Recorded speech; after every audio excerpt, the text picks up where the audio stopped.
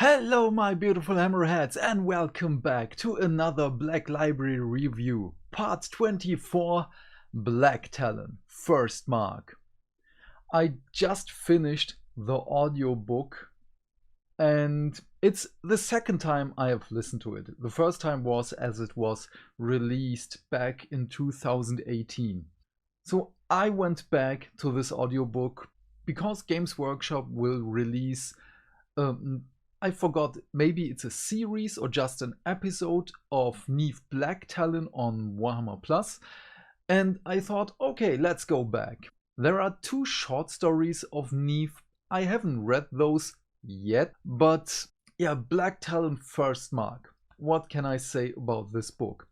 First of all, of course, it's in the timeline, it's before Bellacor's damnable spell and the new Thunder Armor, Stormcast Eternals.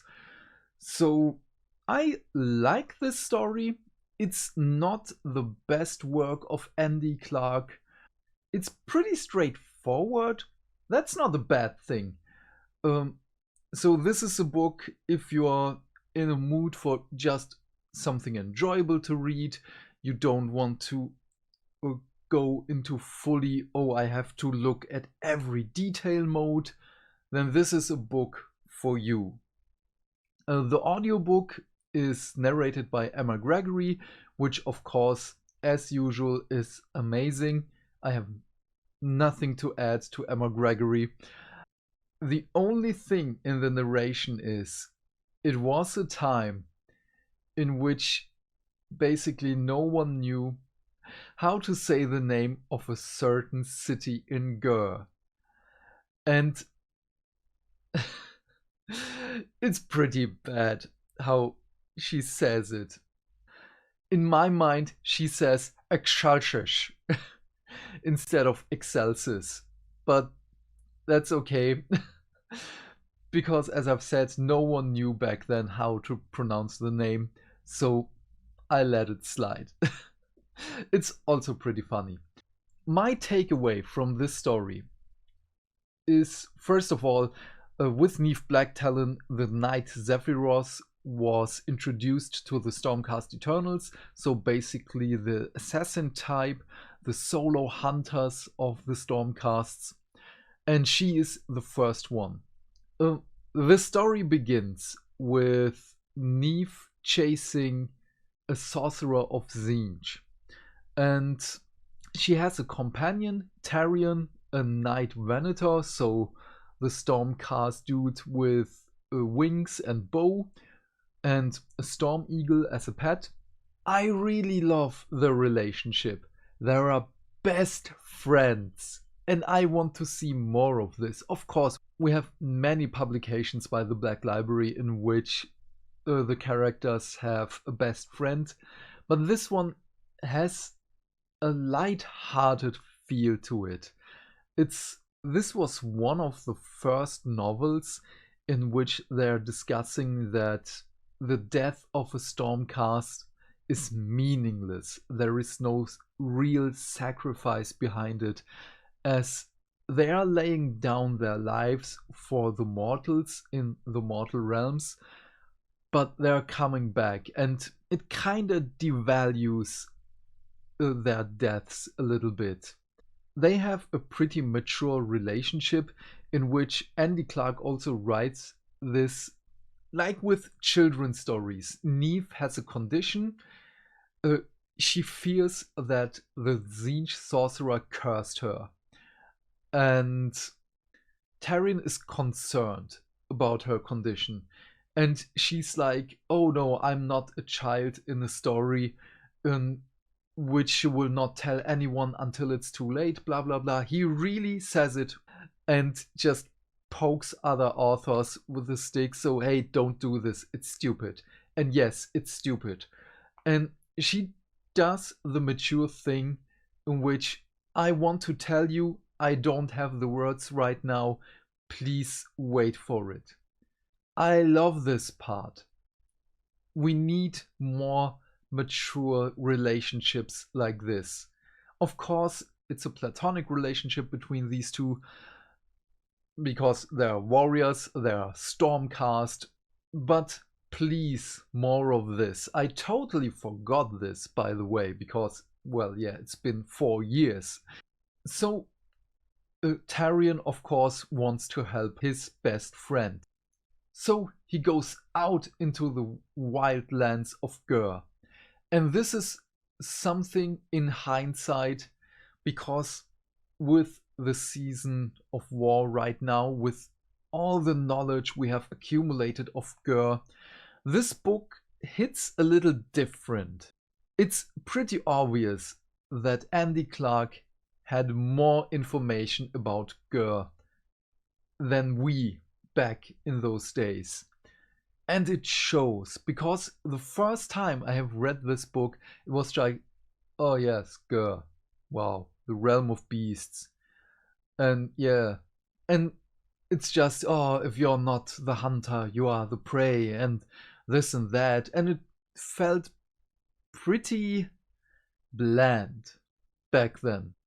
Right now, as I've said, with all the knowledge we have accumulated, this kind of feels different. It feels like, oh yes, this totally makes sense. We had so many novelizations of Gur and how the realm itself attacks and devours stuff. So yeah, I did enjoy those parts right now more than back then. And there is also a little more stuff for the Stormcast background, that every Stormcast with wings and every other ally who has the ability to fly or some method of transportation which is not bound to walking or down to earth kind of stuff, they have Eries. And in every Erie, basically an information sucking orb. And I don't know if I interpret too much in this. I kinda have the feeling that this is Tzeentch trickery. It feels like it. Please read the book and tell me if I'm thinking too much about this, or so if I'm wrong, or maybe I'm right. I don't know. If you have read it, please let me know. So he gets some informations, and then we have one of the first things. There is trouble. Oh, Deus Ex Machina, Sylvaneth allies. Okay. Somewhere later in the book, again, Neve is in trouble. Deus Ex Machina, Sylvaneth arrive. Later it makes a little bit sense, but still it's just like, oh, Sylvaneth. They're here to help you. Friendly neighborhood Sylvaneth at your service. That's basically what I felt at the time. So as Neve is on her own because she runs away from her storm host because she fears that her curse might affect the others, she meets a young woman in the wilds. And her name is Catalia with her mount Keto. I love those two.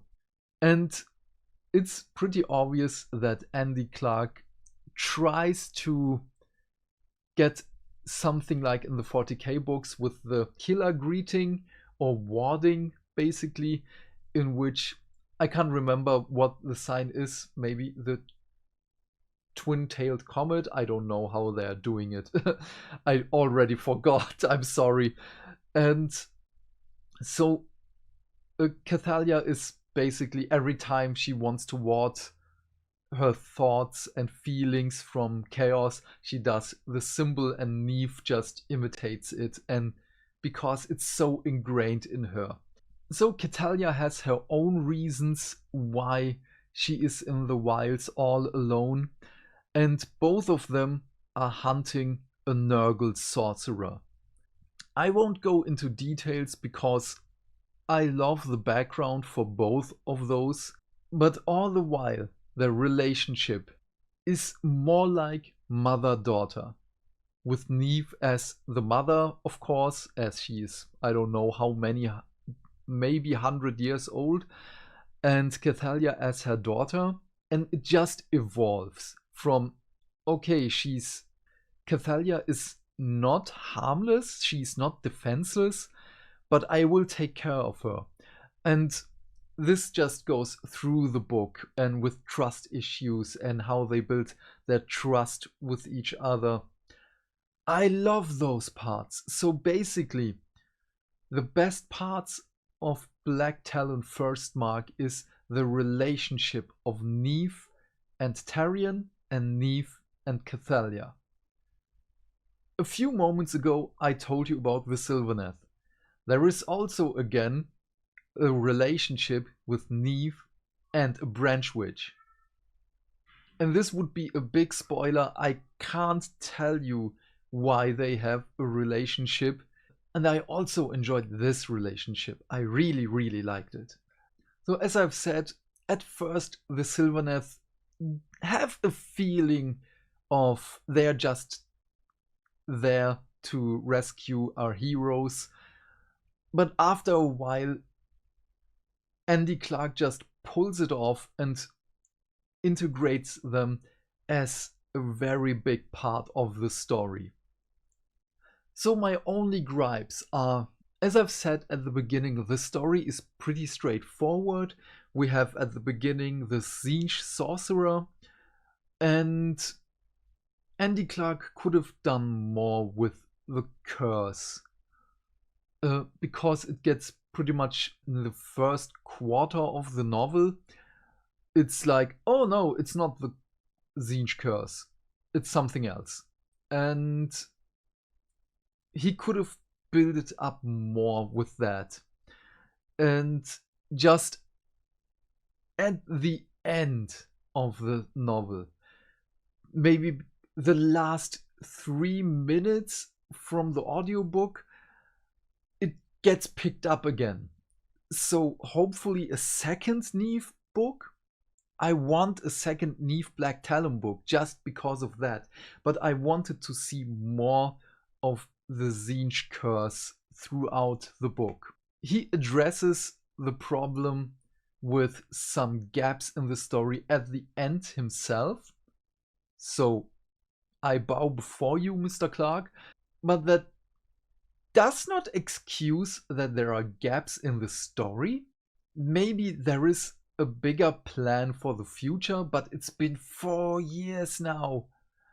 So please, Black Library, give us a second Blacktalon novel or a short story just to fill the gap to the next novel. So I don't know. But these are my thoughts. Maybe I have missed something. I don't know. I'm hungry. My food is waiting for me. So I will end it right here.